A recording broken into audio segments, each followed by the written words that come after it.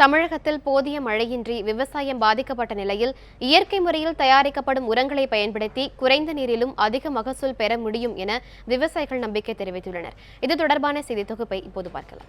கடந்த காலங்களில் நம் முன்னோர்கள் இயற்கையான வழிமுறைகளை பின்பற்றி விவசாயத்தில் ஈடுபட்டதால் நோய் நொடிகள் என்று வாழ்ந்தனர்.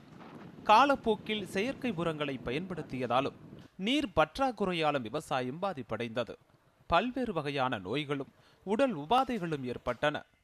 இந்நிலையில் இயற்கை முறை விவசாயத்தில் விவசாயிகள் ஆர்வம் காட்டி வருவது வரவேற்பை பெற்றுள்ளது. மனிதனுடைய உடல்ல இருக்கிற நல்ல ஒரு உயிரணுக்களும் சாகுது இந்த ரசாயனம் பயன்படுத்தினால.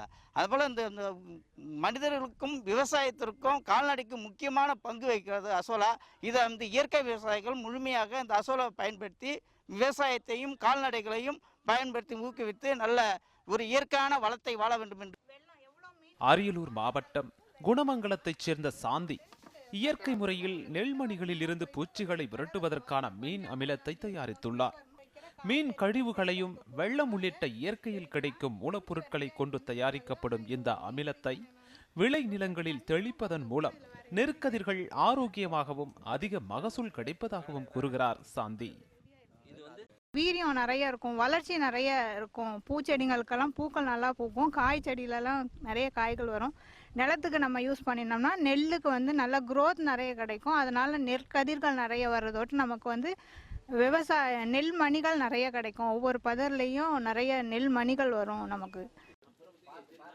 இதேபோல் கடலூர் மாவட்டம் காராமணி குப்பத்தைச் சேர்ந்த ராமகிருஷ்ணன் இயற்கை முறையில் பஞ்சகவ்யா தயாரித்து அதனை தன்னுடைய வயல்களில் பயன்படுத்தி அதிக மகசூல் பெற்று வருகிறார்.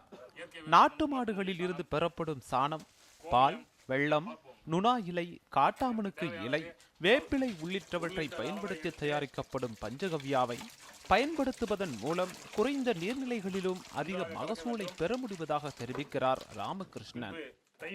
ஒரு விவசாயம் இந்த பஞ்சகவ்யா இயற்கை ஈடுபொருட்களை பயன்படுத்தி நல்ல மகசூலை பெற வேண்டும். நானும் நல்ல மகசூலை பெற்றிருக்கேன். இந்த பஞ்சகவ்யா பயன்படுத்தும் போது அதிக தூர்கள், நோய் எதிர்ப்பு சக்தி தன்மை, பச்சை வாட்டமாக இது பஞ்சகவ்யா காணப்படுகிறது. பஞ்சகவ்யா பயன்படுத்தினா ஒரு நிலமும் பச்சை பசேல்னு வாட்டமாக காணப்படுகிறது.